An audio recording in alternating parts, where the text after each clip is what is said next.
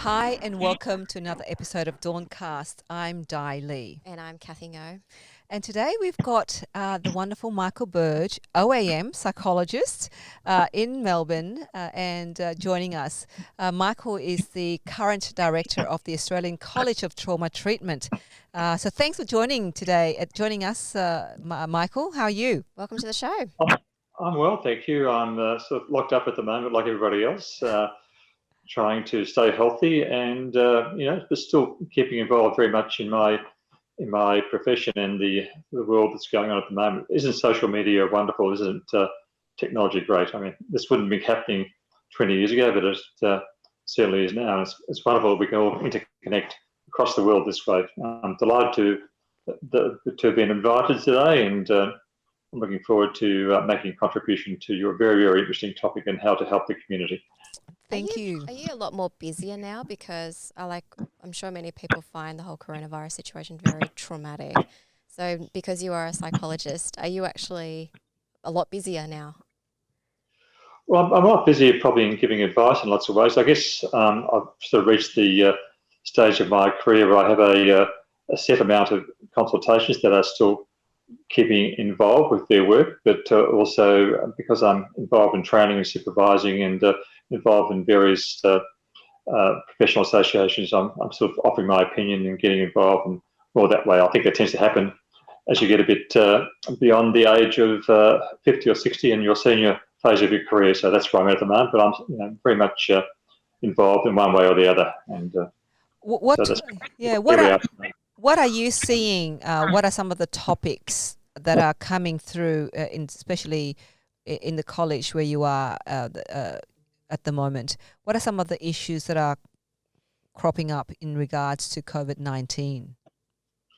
Well, I guess the big issue is responding and adjusting to the circumstances that we're in on a whole range of levels. Right from the outset, when we first heard about just how lethal and how dangerous the virus can be, I think there's been different reactions from different people, from the government included, in adjusting to the circumstances required.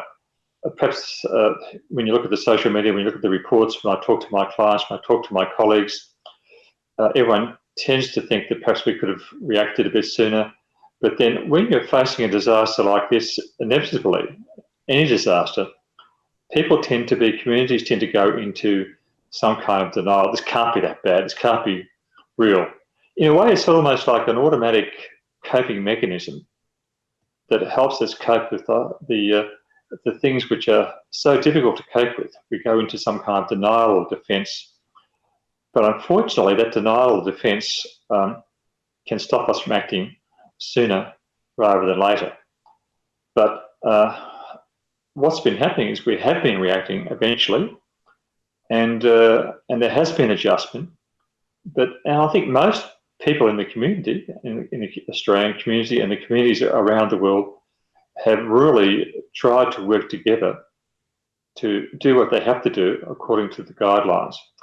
Not all are reacting that way. Some are still caught up in this denial or disbelief that things are as bad as they are. Now, I tend to think from my professional and personal and family experience and probably the thousands of different people I work with in traumatic stress area, refugees, war veterans, Vietnam veterans, across the board, disaster survivors, earthquakes, bushfires, you name it, there still tends to be this struggle to really keep their level of survival mechanism going for the duration they need to go and move beyond that disbelief or denial.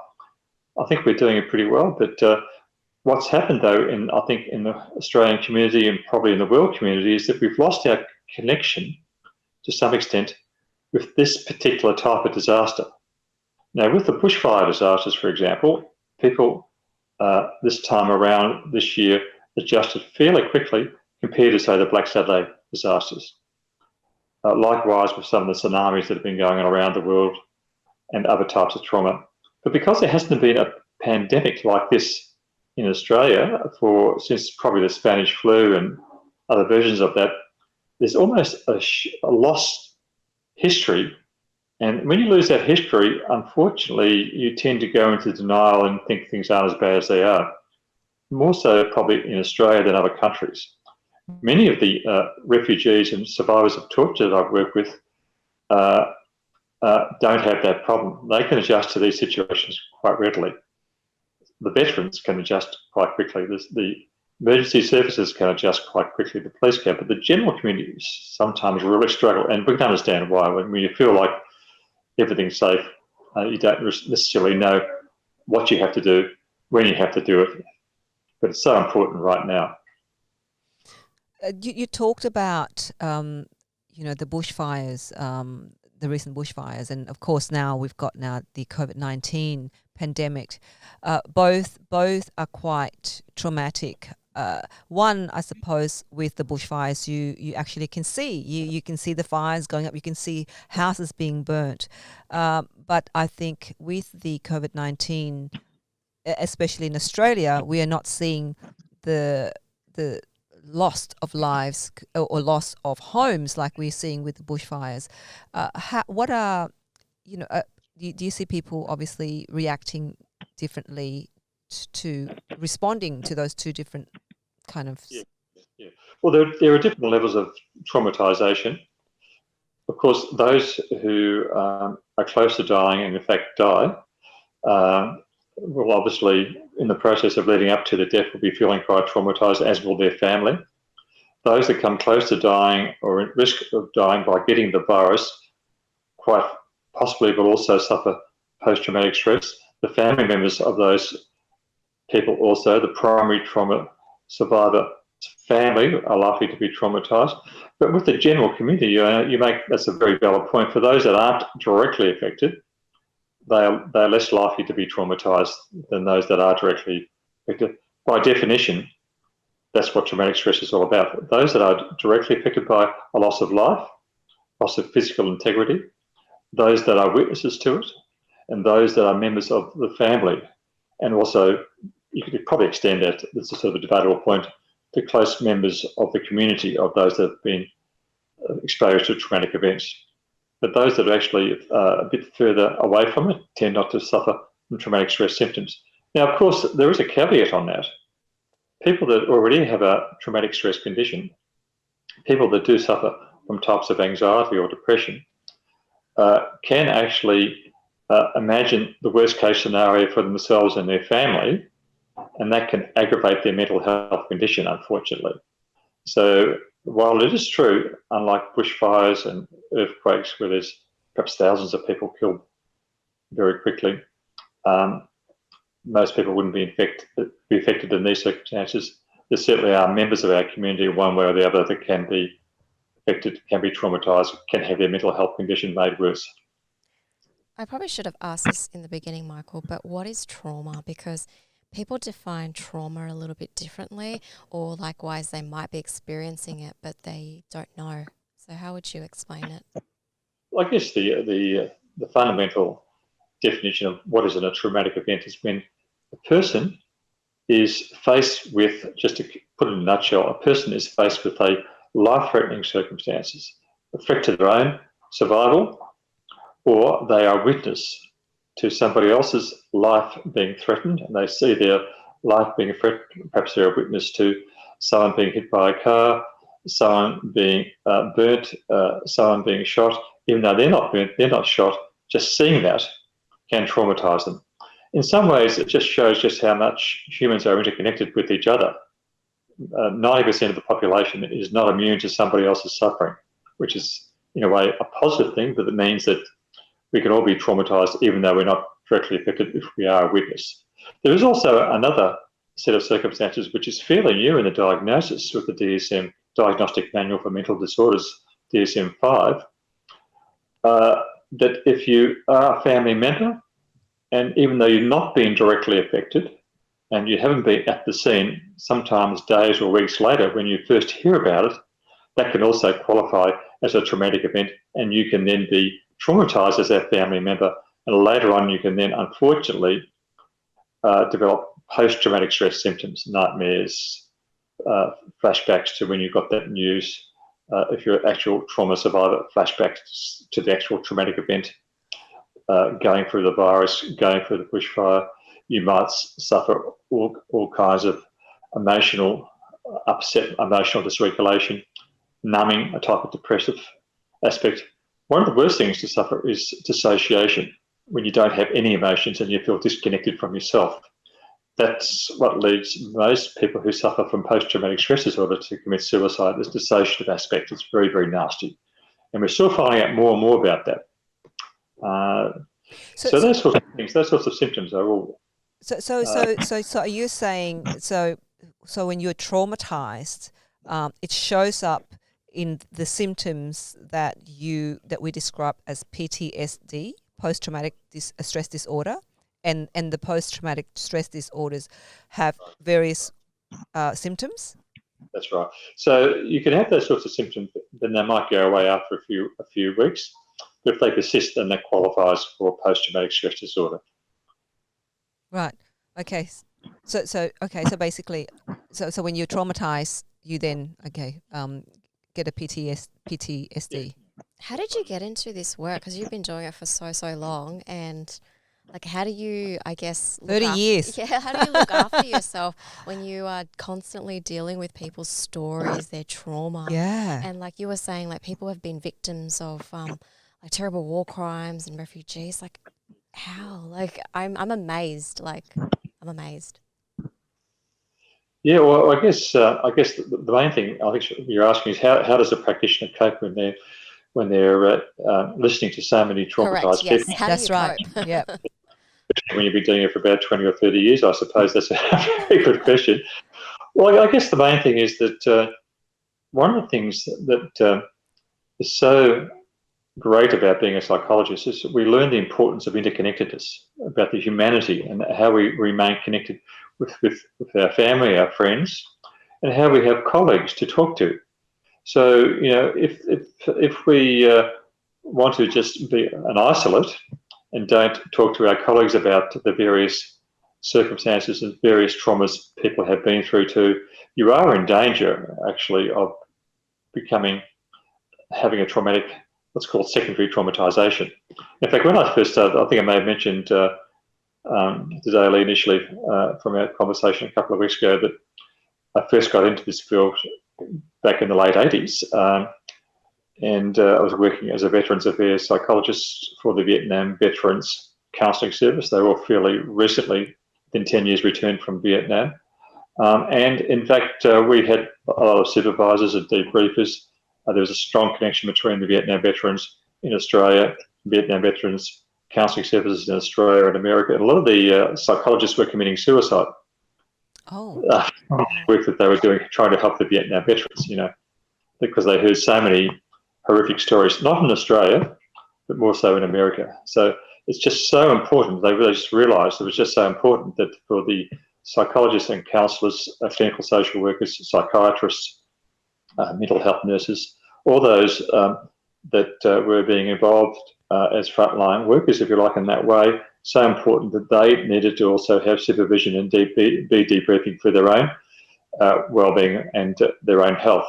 So they learned from those early days that to have that interconnection, either on a sort of a structured clinical capacity or as an informal capacity.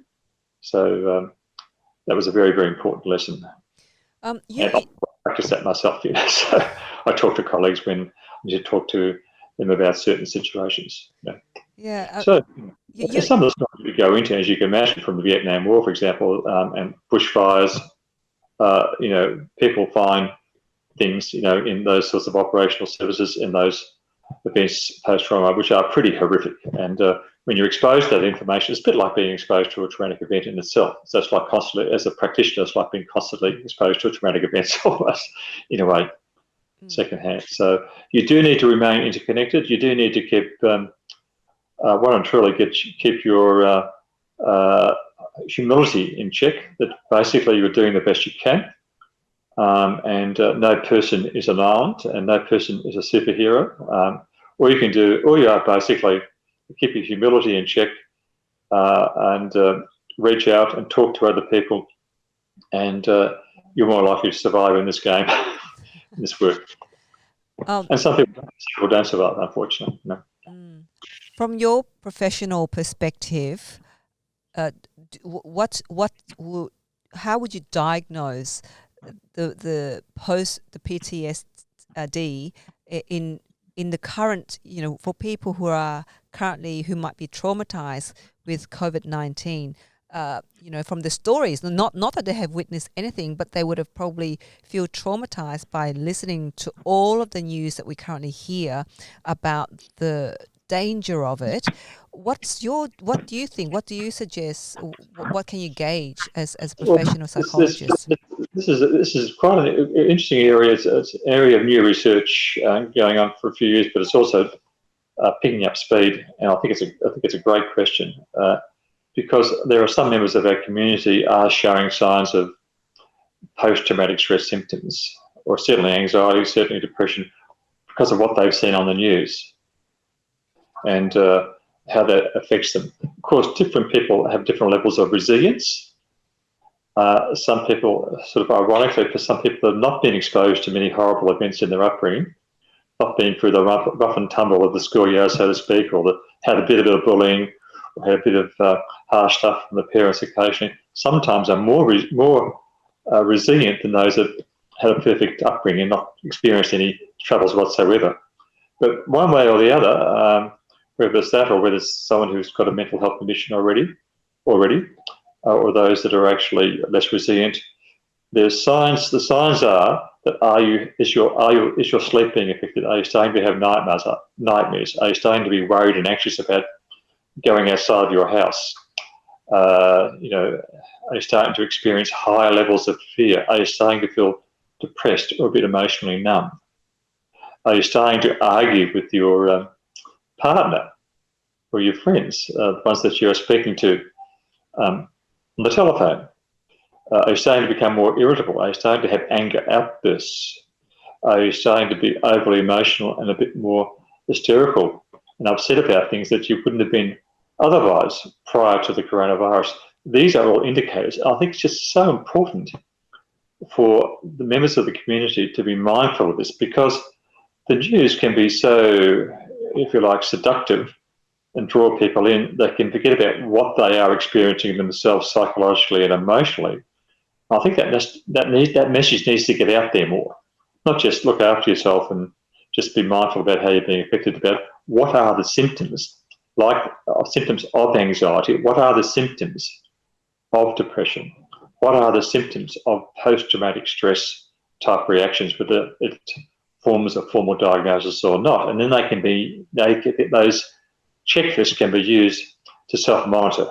And then if they do see themselves becoming more depressed, more anxious, having some symptoms of post-traumatic stress, then that's a sign then to talk to somebody about that, either a friend, family member, but open up. Because ironically, in these situations too, especially with people in lockdown, it really just tests out individuals' capacity to rely on others. Some people, as you would have to agree, are very independent. Mm-hmm. They pride themselves on self-reliance. They've really worked hard in their work life, their workplace. They've been successful. So when it comes to a situation like this, when they don't have the control that they might not, A slight technical. okay. So important for those individuals to be mindful of that and not try and be too tough and reach out. It's time for us to all stick together in this situation. And some individuals need to adjust their attitude about what it means to be just a fellow human being in these times. So all those factors are very important. Are you at the college where you're a director, are these kind of discussions taking place? Because obviously, wouldn't you suggest that psychologists and practices where people are dealing with mental health are now also having to prepare themselves so that post-COVID-19, you'll probably be seeing cases of PTSD? Indeed, absolutely. Within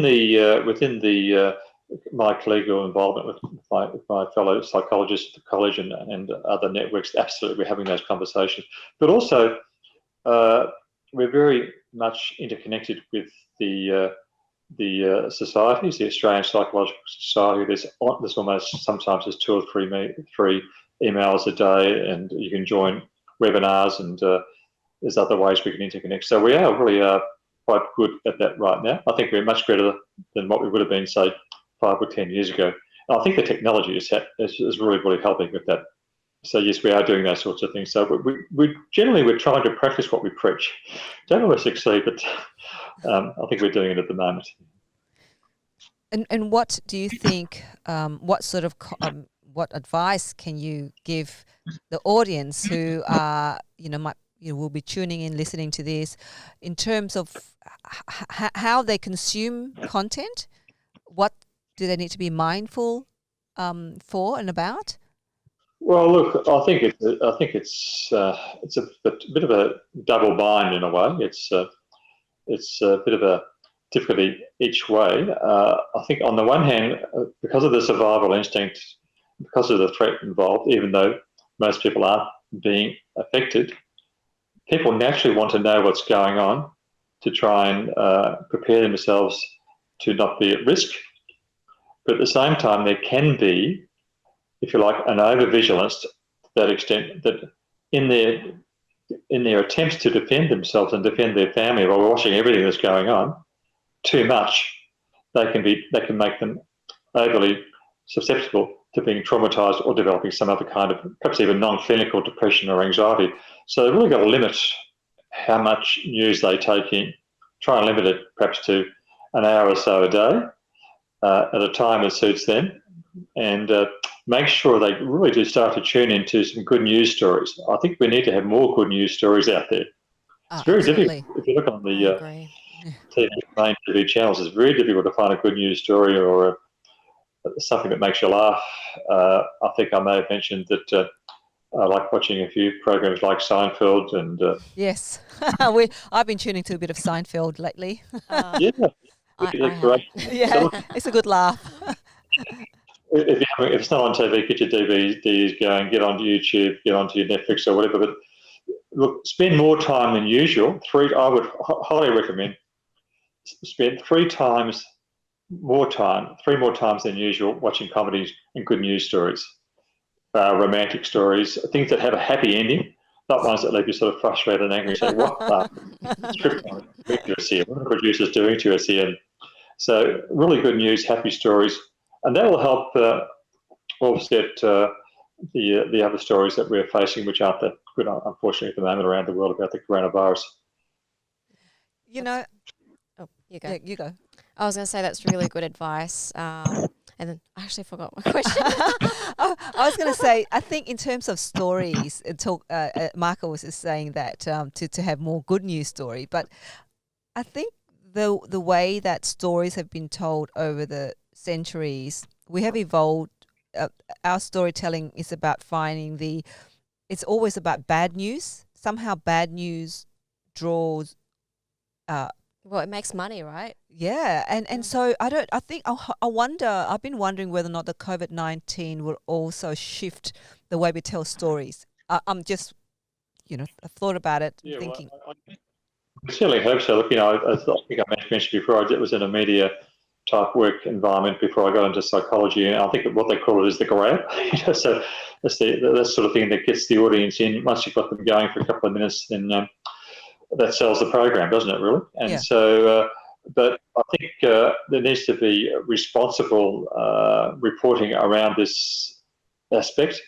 So I think we need to actually do a lot more research and have a lot more conversations, and we need to develop a different narrative about what's going to be helpful to the community. Obviously, the public broadcasting channels have a lot more scope to do this, perhaps than the commercial channels do. But certainly, I think there needs to be a lot more investigated about this. I agree that needs to change if possible. Do you expect a growth in people seeking help for PTSD post-COVID-19? Yes, I do, after all this. So, and we should follow those patterns that we mentioned before, those that have been directly affected, those that have been, well, like, for example, the frontline health workers. I mean, God bless them. I mean, they've just done such a wonderful job, and there's thousands of them all around the world they're going to be traumatized. They'll be traumatized in the same way perhaps a soldier or an ambulance or a police officer might be traumatized, that they have to do the job, and they have to do the job for such an extended period of time, and that's probably going to hit them down the track, maybe not next month or next year, but maybe the year after that. Similar to some of the CFA people that I've worked with, they were traumatized. What's CFA? But not 2 years later. What was CFA? So, yeah, sorry. You said Fire authority. Yep. Oh, CFA. okay. Like the ambulance workers and the police and state emergency workers. So people are going to be affected down the track, and of course those that are actually not necessarily involved in terms of life threat, family or other, or as a frontline worker, there's going to be a certain percentage of the community, a bit like 9/11, that will be affected one way or the other, and I would expect many of those to be coming forward for help in the next year or two. Okay. But the help is there. Well, I'm sure the government has to put aside more money than they currently have towards this whole health, the health of the nation, isn't it? But it would also tap into workers' comp as well. So that's insurers are, yeah. Well, I just got to talk about good news stories. I'm hearing also from people too that, how we're spending so much time under the roof at home at the moment, Yeah. and with family members. And I know there's been a great concern about domestic violence, and that definitely has to be considered. But also, on the other side of the things, I'm hearing people that actually have very, very busy lives and don't spend much time with families, probably especially people around, say, 40 to 50, and they've got a family around the age of 10 to 15 or so. Or Yep, that's me. Spending time with the family. You're frozen a bit there, Michael. I think there's been some technical problem on your side. I don't know if it's at our side. Okay. Am I there at the moment? Yes, you're now moving into. Yes, we can hear you. Mm. Okay. Yeah. So there's a bit of a silver lining out of all this. Some people are having better relationships, so that's better relationships. I think that sounds good. Better relationships. Yeah, that's good. Okay, you're dropping off again. I think it's telling us to wind down because you're dropping off. Did you say wine? Have a glass of wine? Have a glass of wine. Well, it is 6 something. Thank you so much for joining us, Michael. It's my pleasure. Yeah. And, we hope to, we'll follow up with you down the track as we come out of COVID-19 to hear of any studies that you and your sector are doing and contributing to this post-COVID-19 and helping people become healthier, mentally as well. Are you there? Yes, indeed. Okay. Thanks for joining us. That. Any final words before we go? Oh, just the main thing is just focus on your strengths and focus on your relationship with others, and make sure you remain connected and make sure you notice what you're going through personally. You can be so focused on the family, the world. Okay. You're dropping off again. Tonight, your reception. It says NBN there. You've got no NBN. We got that here, yeah. But, you have. It's not always foolproof. No, it's not foolproof NBN then. COVID-proof. Thanks for joining us, Michael. And how can we reach you? How can our listeners get in touch with you? Do you want our listeners to get in touch with you? I would just on the Google, Michael Burge, psychologist. You'll find me pretty abundant on the front page there. So, all right, wonderful. Well, everyone, thank you, Michael. Well, everyone, that was Michael Burge, a psychologist. And if you have a story to share, or you know someone that has a fantastic story, get in touch with us so that we can get them on DAWNCast.